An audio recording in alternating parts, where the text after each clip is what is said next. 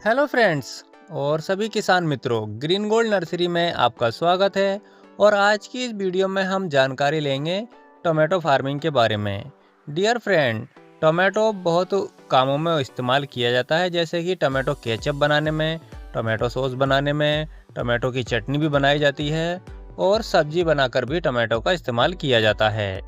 चलिए फ्रेंड्स, अब हम अपनी वीडियो को स्टार्ट करते हैं और टमाटो की खेती को बेहतरीन तरीके से आप कैसे कर सकते हैं, टमाटो से आप ज़्यादा से ज़्यादा उत्पादन कैसे ले सकते हैं, इसके लिए कौन कौन सी वैरायटी बेहतरीन मानी जाती है और कैसे हम इसकी खेती को बढ़ाकर, उत्पादन क्षमता बढ़ाकर एक अच्छा इनकम सोर्स यानी कि एक अच्छी आमदनी प्राप्त कर सकते हैं।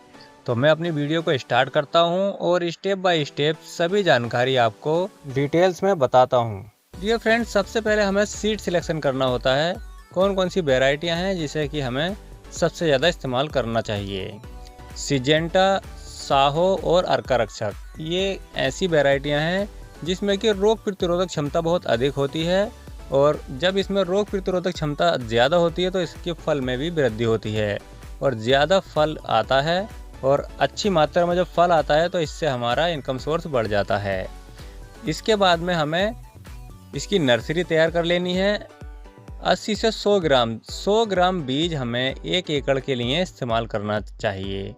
डियर फ्रेंड्स, जब हम अपनी नर्सरी तैयार कर रहे हों तब साथ साथ हमें अपने खेत को भी तैयार कर लेना चाहिए। खेत की गहरी जुताई करना चाहिए, 2 से 3 बार इसकी जुताई करके खेत को समतल कर लेना चाहिए और उसमें बेड बना लेने चाहिए। साथ ही साथ हमें आज के मॉडर्न एग्रीकल्चर के समय में बेड बनाकर ड्रिप सिंचाई का इस्तेमाल करना चाहिए। जो भी हमारी बेल वाली फसलें हैं उनके लिए ठाट बनाकर और तारबंदी करके बम्बू की सहायता से उस पर जाल बना लेना चाहिए। ऐसा करने से हमारे फल ख़राब नहीं होते हैं, चूंटी कीड़े वगैरह उस पर अटैक नहीं करते हैं। दूसरा, उसके फल में वृद्धि होती है और ड्रिप सिंचाई से पानी की बचत भी होती है और रूट रॉट्स की समस्या नहीं आती है। हमारे फसल बहुत अच्छा उत्पादन देती है। डियर फ्रेंड्स, जब भी हम अपने नर्सरी को तैयार करें तो उसे ट्राइकोडर्मा से बीज को उपचार करें, उसके बाद में ही इसकी नर्सरी को तैयार करें और 20 से 25 दिन की जब हमारी पौध तैयार हो जाए तब हमें इसे खेत में ट्रांसप्लांट कर देना चाहिए। डियर फ्रेंड्स, जब हमारा खेत तैयार हो जाए, बेड बना लिए जाएं, तब हमें उस पर मल्चिंग बिछा देनी चाहिए और जगह जगह पर जहां पर हमें प्लांट्स लगाने हैं मल्चिंग को कट कर देना चाहिए और उसमें डीएपी 50 किलोग्राम और 40 kilogram potash, 40 kilogram urea mix करके गड्ढों में हमें देना होता है।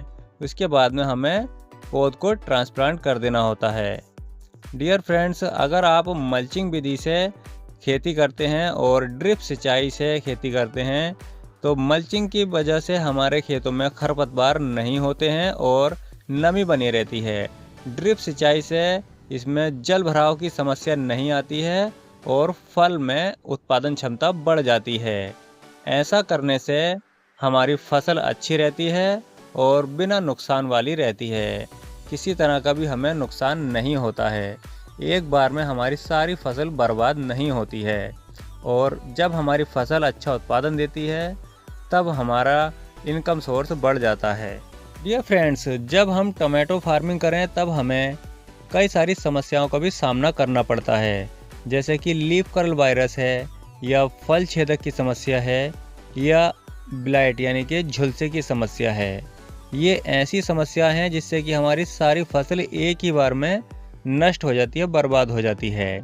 हमें इसका उपचार अवश्य करना चाहिए। जैसे कि लीफ कर्ल वायरस है, इसके लिए इमिडाक्लोप्रिड का स्प्रे समय पर करना बहुत आवश्यक होता है। और अगर हमारे खेत में फल छेदक की समस्या बढ़ रही है तब हमें बेंजोएट का एक स्प्रे करना बहुत ज़रूरी हो जाता है। इससे हमें बहुत भारी नुकसान होने से बच जाता है। तीसरी बड़ी समस्या होती है झुलसा की। झुलसे की समस्या जैसे ही हमें दिखने में लगे कि हमारे प्लांट्स झुलसने लगे हैं, झुलसे की समस्या आने ही वाली है, धीरे धीरे हमारे खेत में फैल रही है, तभी हमें मैंकोजेब का एक स्प्रे ज़रूर करना है। इससे हमारी सारी फसल बर्बाद होने से बच जाती है। डियर फ्रेंड्स, टमाटो की खेती 3 समय में की जाती है, जनवरी फरवरी, जून जुलाई और अक्टूबर नवंबर में। अगर हम जनवरी फरवरी में टमाटो की खेती करते हैं तब हमारे लिए ये बेस्ट माना जाता है। इस समय ज़्यादातर समस्याएं नहीं आती हैं। अगर आप जून जुलाई में इसकी फसल ले रहे हैं तब इसमें झुलसे की समस्या ज़्यादातर आती है, और अगर आप अक्टूबर नवंबर में ले रहे हैं तब इसमें फल छेदक की समस्या या पाले की समस्या या ठंड की वजह से इसमें समस्याएं बढ़ जाती हैं। जनवरी फरवरी का जो समय है, इस समय दिक्कतें कम आती हैं और उत्पादन क्षमता अच्छी रहती है। टमाटो की खेती के लिए गर्म जलवायु सही मानी जाती है, इसलिए आप जनवरी और फरवरी में इसका पौधरोपण करें और हमारी फसल जब 1 महीने की हो जाए तब इसका बंधाई का कार्य शुरू कर देना चाहिए। साथ ही साथ बांस वगैरह की हेल्प से प्लांट्स को ऊपर तक लेके जाना चाहिए। आज के मॉडर्न एग्रीकल्चर के समय में टमाटो के प्लांट्स की हाइट लगभग 4 से 4.5 फीट तक जाती है। ऐसी अवस्था में हमें बांस की सहायता से प्लांट्स को ऊपर लेके जाना है, जिससे कि हमारे जो फल आने वाले हैं और फलों में वृद्धि होती है तब हमारा प्लांट्स जो है झुक जाता है और ज़मीन पर पड़े रहने से हमारे प्लांट्स ख़राब हो जाते हैं, फलों में भी चींटियाँ लग जाती हैं।